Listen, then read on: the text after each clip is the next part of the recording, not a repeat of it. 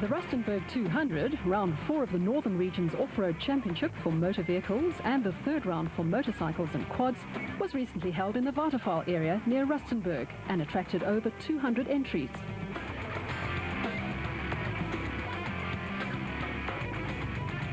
One of the main contenders in the production vehicle category was Mark Webber from the Gearbox and Diff Centre Toyota. We started about 2 years ago doing the racing. We started with a lone bakkie. We rolled in the first year, and from there we just took it, and 2 years later we're doing very well. We won the last year's championships, and we're trying to do that this year again.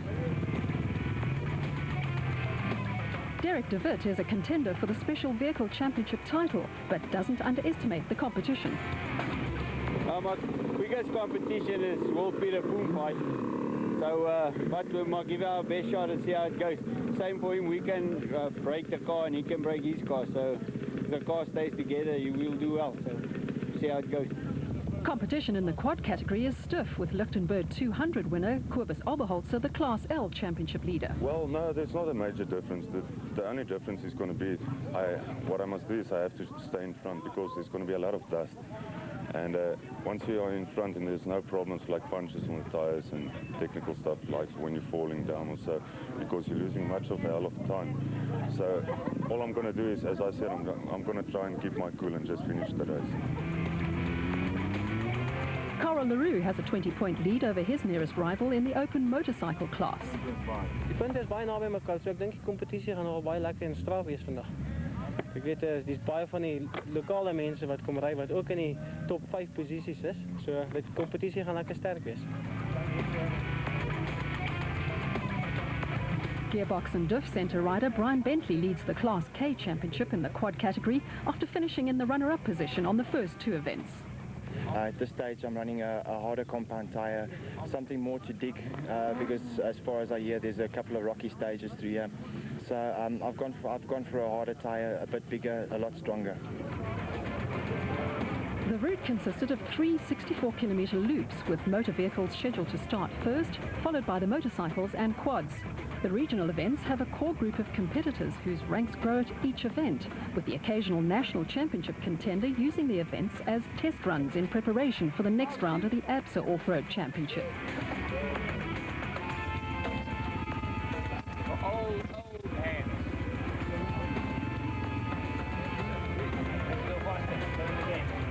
As always, there were last-minute adjustments.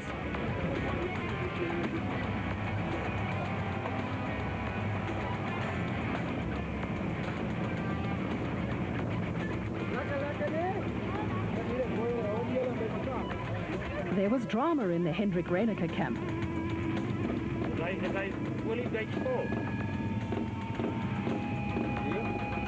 Dit lyk op die top gasket geblaas het. Ons is nie seker nie. Een ou sê ons moet ry en die ander ou sê ons moet nie ry nie. Ons weet nie, ons gaan maar ry. Nou kyk wat gebeur. As hy waarom loop het ons eerder op, ons wil nie engine. Hy moet hom draai, moet hom insit en dit gelyk. Special Vehicle Championship leader Wolf Peter Fomfie led the field away in one of the WPP special vehicles that he designed and built. The veteran racer has proved that consistency is the name of the game in off-road racing. Former production vehicle champion Alfred van Vuren and Werner Otten followed 30 seconds later in the Class D Nissan hardbody that they also campaign in the ABSA Off-Road Championship.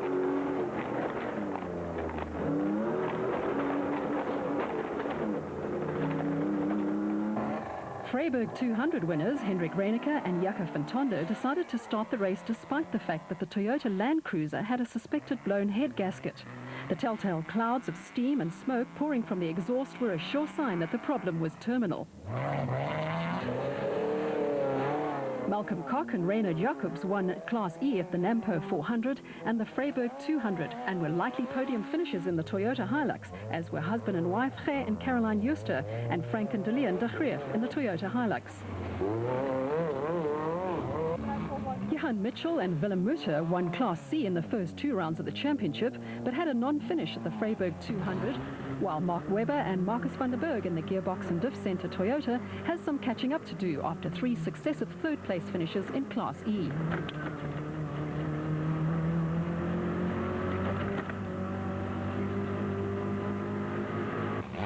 Nardis Alberts and Colin Hunter used the Rustenburg 200 to shake down the Rapsa Raceco for the forthcoming Toyota 100 Desert Race in Botswana. Fomfi was still in command at the head of the field, but coming under pressure from Van Vuren and Otten in the Nissan hardbody.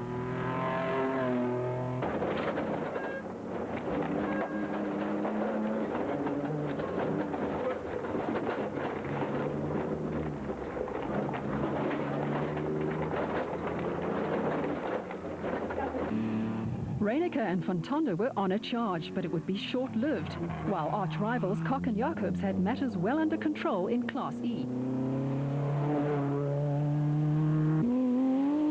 Vryburg 200 winners, Gert and Caroline Juster's ambition was to bring the Atlas Copco Sandmaster across the finish line first and take over the championship lead. Weber and Van der Berg were 7th overall, but about to lose a position to the hard-charging Alberts, who returned to competition last season after a lengthy sabbatical.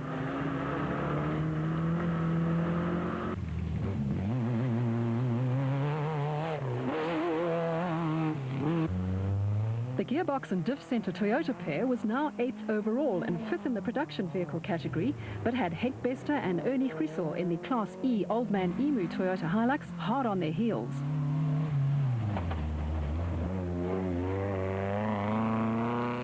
Brothers Hendrik and Johannes Fourie in the locally designed and constructed Zarco were also using the event as a test run for the Toyota 1000.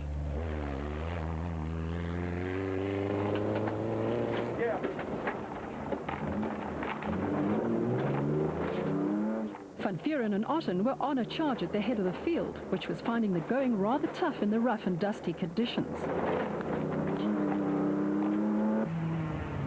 Fomfi was 2nd overall and leading the special vehicle category in the WPP, but only just.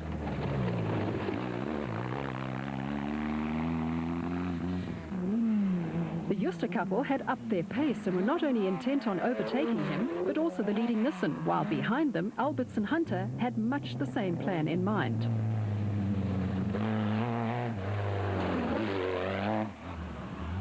Class wins have eluded the De Greef couple that finished 3rd in Class T in the Rustenburg 200 and 2nd on the next two events.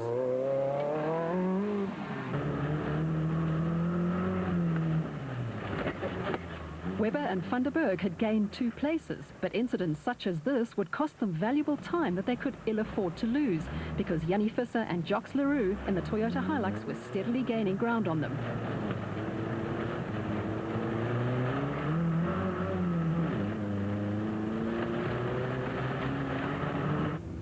Visser's Toyota is the fabled Fred, in which Cassie Coetzee and Richard Leake won numerous national championship races in years gone by.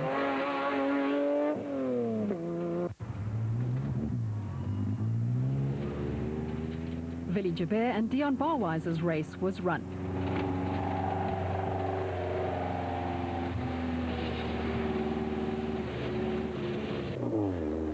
The Fourie brothers had a comfortable lead in Class B and were 8th overall in the immaculately turned out Zarco. They would have to up their pace because brothers Derek and Peter de Wit were getting too close for comfort in the Prolong Orco, as were the Van Kraan brothers in another Class B Zarco.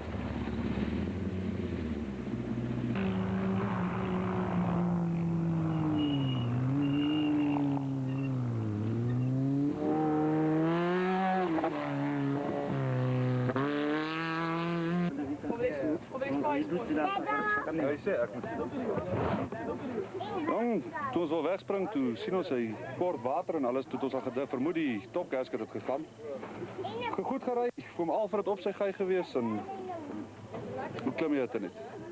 Gooi water, maar lyk my alles loop in die olie in. So is verby vir ons. An hour into the race and there was a new overall leader. Alberts and Hunter had gained 4 places and now had a dust-free run. The Atlas Copco Sandmaster wasn't far behind, with the Justers gaining 2 places when early race leader Van Vuren picked up a puncture and when they managed to get past Fomfi, who was now 3rd overall in the WPP. Weber and Van der Berg were 4th, but not for long.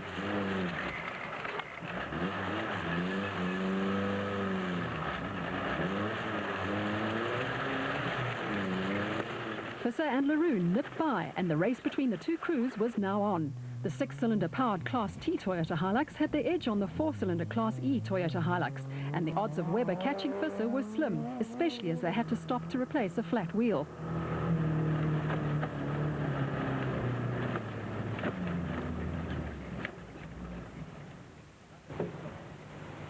Frank and Leon de Kreef took advantage of Webber's misfortune.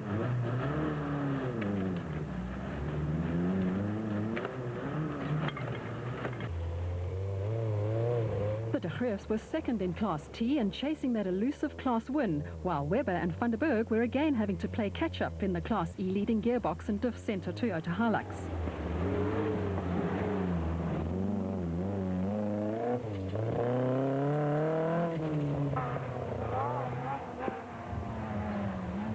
Minutes later, and there was a new leader. This time, Gey and Caroline Juster in the Atlas Copco Sandmaster, who had managed to get past Alberts and Hunter, who had picked up problems on the Rapsa racecoat.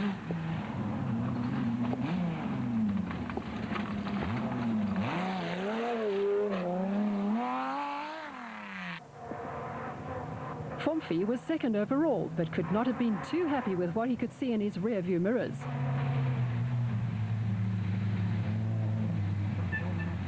Visser was anxious to get past, but Fomfy had nowhere that he could turn off. Visser couldn't see a gate looming in the dust and had to take avoiding action.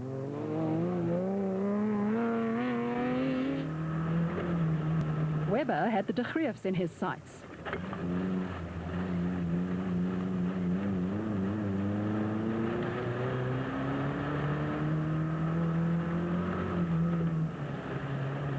The gearbox and diff center Toyota was fourth overall and second in the production vehicle category.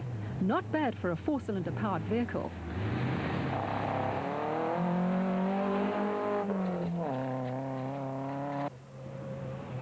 Frank and Leon de Kreef previously raced in the National Championship, but decided to concentrate their efforts on the Regional Championship this year. So far, to good effect. Special Vehicle Championship contenders Derek and Peter de Wit were 6th overall. On the motorcycle front, a battle raged between race leader Owen Warren on the Open Class KTM and Wayne Farmer on the 250 KTM. Farmer won the class in the Freiburg 200, but overall victory has eluded him so far this season.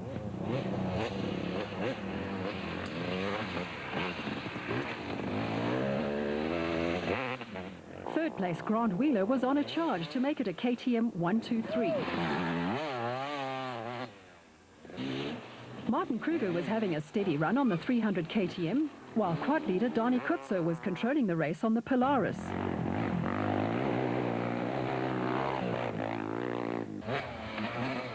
Antoine Nel put on a giant-killing performance on the 125 Yamaha and was 5th at this point, but being chased by Mark Kirby on the more powerful KTM. Quad championship leader Kobus Oberholzer was having a tough time in the dust and not able to make much of an impression on race leader Kutzer.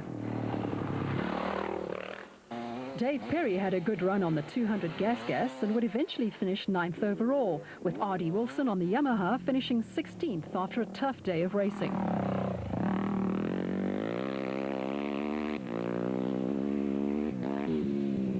Jonathan Duplessis was cautious and finished 10th overall out of 35 finishes in the motorcycle category.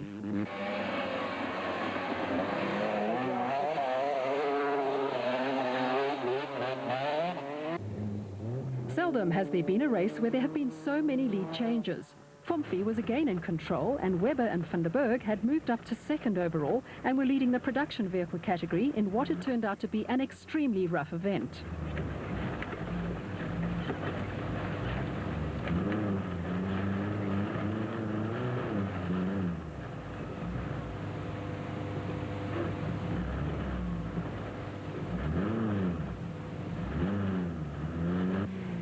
And LaRue were 3rd overall in the Toyota Hilux and being chased by the de Kreefs, while the Juster couple had been relegated to 2nd in the special vehicle category and 5th overall.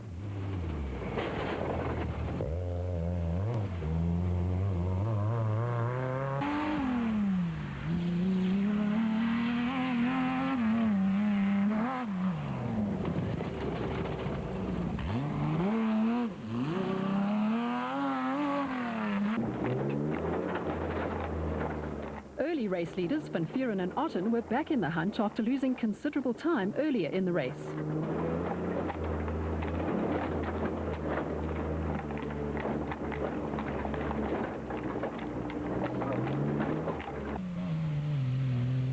Many vehicles that were raced in the 80s have stood the test of time and are still in active competition use at regional and sometimes national championship level. Nardis Alberts and Colin Hunter had also lost time, which cost them the lead, and were now carving their way through the field in the hope of regaining the #1 spot. Henk Bester and Ernie Gressel were well placed in the Toyota Hilux, previously raced by Rustenburg 200 winners Hein Mulman and Cecil Fincham, and would eventually be classified second in Class E and 10th overall, while the hard-charging Tommy Van Vuren and Liesel Otten had finally come to grips with the Roger Taylor-built Lexus V8-powered Toyota Hilux and were 10th on the road.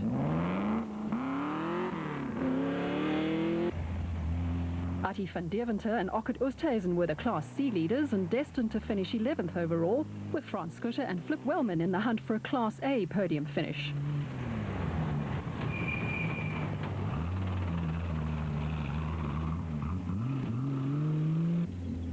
Gary Hodgson had a steady run in the WPP and would eventually end up winning Class B ahead of WPP constructor Wolf-Peter Fumfi.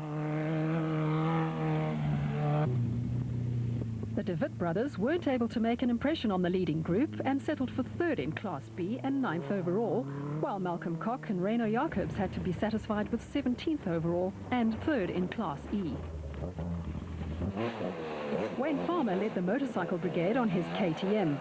Farmer led the Lichtenberg 200 only to run out of fuel within sight of the finish, then crashed heavily on the Freiburg 200. Owen Warren was flying, while Antoine Nel showed that a well-ridden 125 Yamaha could stay with the larger capacity KTMs. Raymond Jones was being chased by Gerrit Pretorius.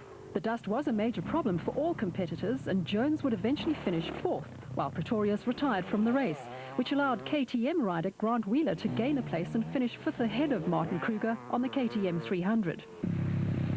Dani Kutzer dominated the quad category on the Polaris Predator and had an 8-minute lead over championship leader Kobus Oberholzer, also on a Polaris Predator. The short-sleeved Dennis van der Merwe was in fine form on the Yamaha Raptor and heading for a podium finish. Only 29 of the 65 starters managed to finish the event.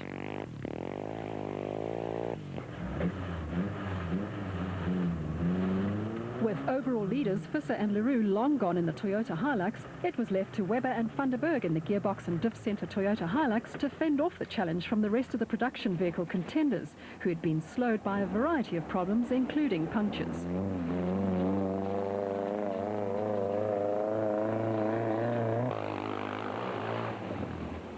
Frank and Deleon de Greef were now third overall in the Toyota Hilux, while Nardis Alberts and Colin Hunter in the Rapsa Raceco had worked their way back into the special vehicle lead. Kay and Caroline Juster were still very much in contention in the Atlas Copco Sandmaster, in which they won the Freiburg 200.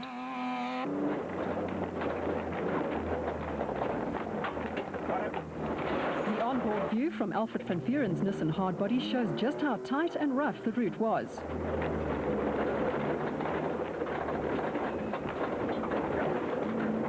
Production Vehicle Championship leader Van Vuren was having to pull out all the stops in his quest for the lead, but with only a few kilometers to go, it was unlikely that he would gain any places. If anything, he was at risk from son Tommy in the Class T Toyota Hilux.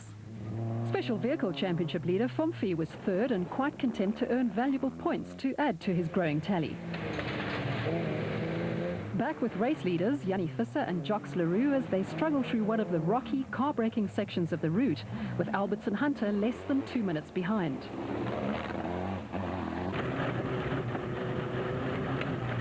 Webber and van der Berg were only a minute behind the Raceco and still in with an outside chance of overall victory. A strong finish would earn the pair enough points to move them a number of positions up the Production Vehicle Championship log. Alfred van Vuren and Vernon Otten were 4th overall, but would eventually be classified 6th overall and 4th in the production vehicle category, behind son Tommy and co-driver Liesel Otten. Kay and Caroline Juster were 5th overall in the Atlas Copco Sandmaster, with Tommy van Vuren and Liesel Otten closing in fast. The Toyota pair managed to sneak by in the dying stages of the race to finish 4th overall. Gary Hodgson ended up 7th overall in the WPP, with early race leader Wolf Peter Fomfie 8th in his WPP.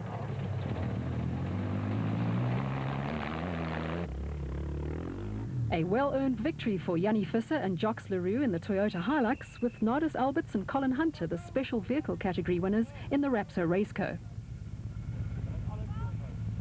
Die route was baie sleg. Ek het nog lanklaas in my lewe so slegte route gery. Ons is gelukkig om nie 'n paar wiel te gehad het nie, want die ouens wat nie moeilikheid gehad het nie vandag, soos jy sien, is hier voor langs.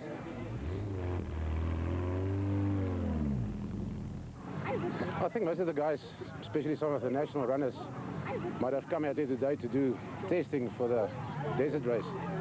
But this was more than a tester. I think it was a car breaker rather. It was exceptionally rough. And we've come across quite a few cars and quads and bikes on route, which is already broken down. It's very rough. But it's scenic, it's pretty.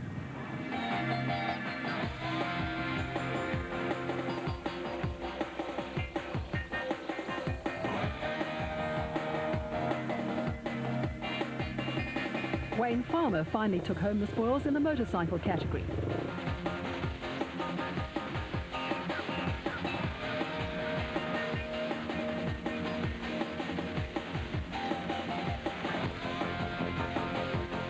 Yeah, third time lucky. From running out of petrol to falling and crashing and hurting my leg quite bad to winning this one. I'm really happy it's all come together today. Just a very rough route, a very demanding route. Very difficult to pass the cars. Just very, very rocky. Another victory for quad newcomers Polaris, with Freiburg 200 winner Donnie Kutzer scoring back-to-back wins.